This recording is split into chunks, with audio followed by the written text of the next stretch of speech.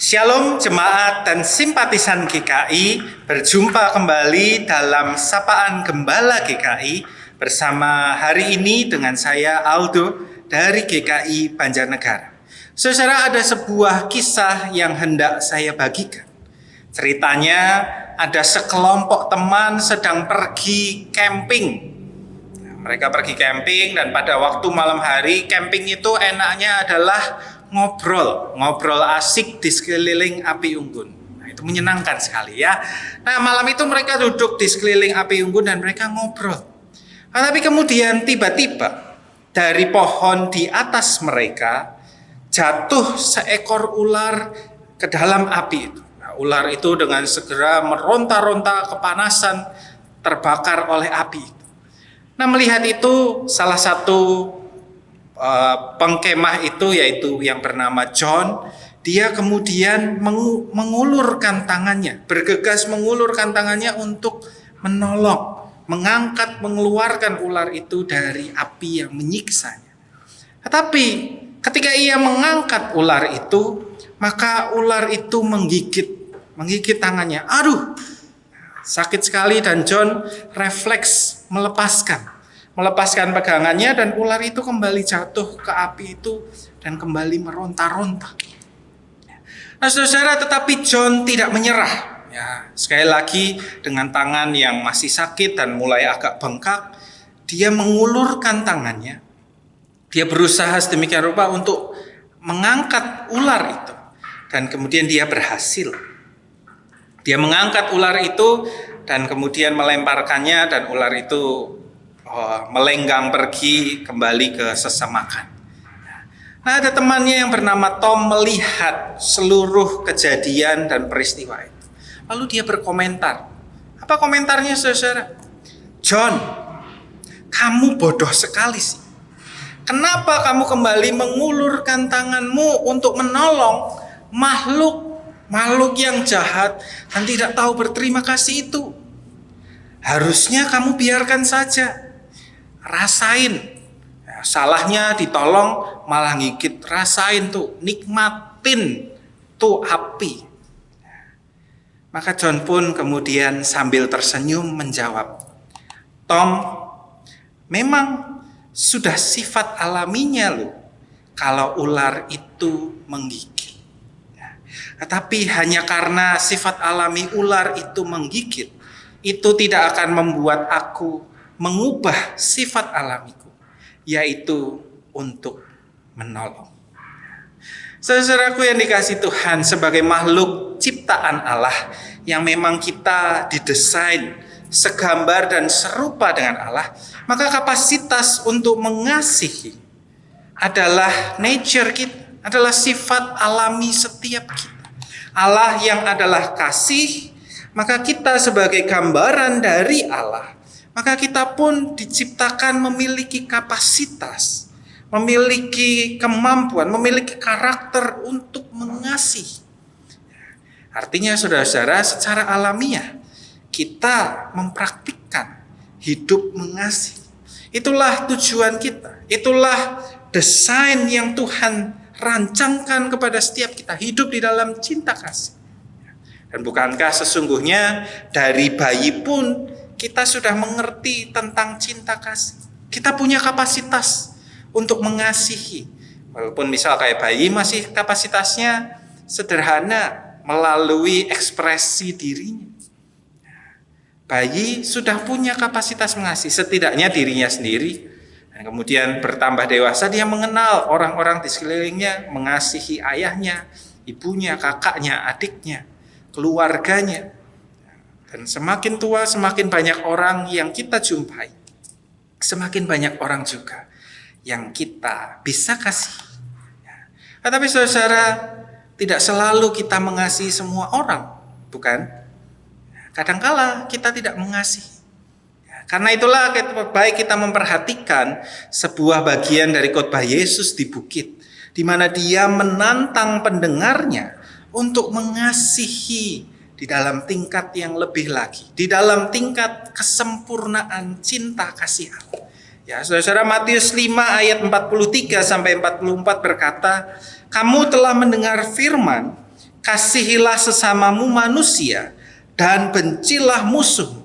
Tetapi aku berkata kepadamu, kasihilah musuhmu dan berdoalah bagi mereka yang menganiaya kamu. Saudara-saudara, sebuah tantangan di dalam hal kasih mengasihi. Sesuatu yang mungkin tidak mudah, saudara-saudara. Sekalipun kita mungkin sudah sering mendengar firman serupa itu. Bukankah kita lebih seperti Tom di dalam kisah di awal tadi? Di mana kasih kita ini bergantung kepada perbuatan dan sikap orang lain. Bukankah seringkali begitu? Ya, Anda baik, saya baik. Anda senggol, saya bacok. Nah, kita membiarkan hidup kasih kita dibelenggu dan dikendalikan oleh orang lain. Ya, ini menjadi sesuatu yang sangat sayang sekali, saudara-saudara. Karena berarti kita tidak menjadi tuan atas kasih dan kapasitas kita mengasihi.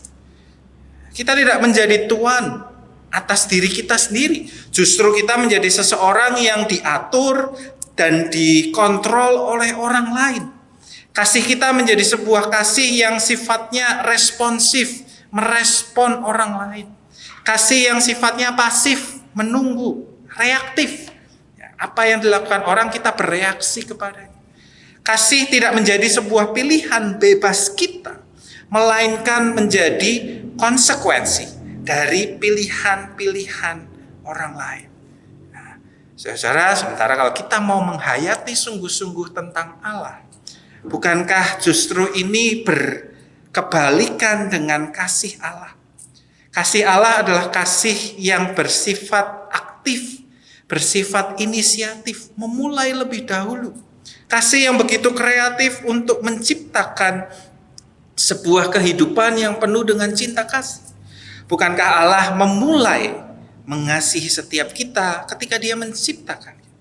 Bukankah ketika kita jatuh di dalam dosa kita, bukankah ketika kita hidup dalam segala kelemahan-kelemahan kita, Allah tetap mengupayakan kasih, bahkan keselamatan kita? Sesungguhnya kan datang dari Allah yang mengasihi lebih dahulu. Lebih dahulu lepas dari apapun yang kita kerjakan, yang kita lakukan kepadanya.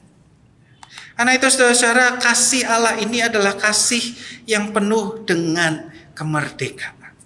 Kasih yang tidak terbatasi, kasih yang tidak dipengaruhi atau ditentukan oleh respon orang yang hendak dikasih. Saudara, kasih yang membebaskan itu pula lah yang Tuhan hidupkan kembali di dalam setiap kita melalui Yesus Kristus. Karena itulah mari bersama-sama kita menjawab tantangan Yesus. Marilah kita mengasihi bukan seperti diri kita sendiri mengasihi, tetapi biarlah kasih kita menyerupai kasih Allah sebagai sebuah pilihan dalam kemerdekaan yang telah diberikan Allah kepada kita. Tentu saudara-saudara, kasih kita tidak selalu direspon dengan positif. Kasih kita mungkin tidak disambut baik oleh orang-orang di sekitar kita. Seperti John di dalam kasihnya. Kita mungkin akan menerima cela. Kita mungkin akan menerima prasangka. Kita menerima penolakan. Tapi jangan biarkan situasi eksternal mengambil alih kendali internal kita terhadap kisah kasih kita di dalam dunia ini. Teruslah mengasihi sebagaimana Allah telah mengasihi. Kiranya Tuhan memberkati kita semua. Amin. Mari kita bersatu di dalam doa. Bapa kami, pada saat ini, pada waktu ini, ketika kami bersama-sama merenungkan firman Tuhan, kami juga mau hadir ke hadirat-Mu di dalam doa-doa kami. Kami mau memohon ya Tuhan, supaya di dalam hidup ini kami diberikan kesanggupan. Kami diberikan kemampuan untuk mengasihi sebagaimana Tuhan telah mengasihi.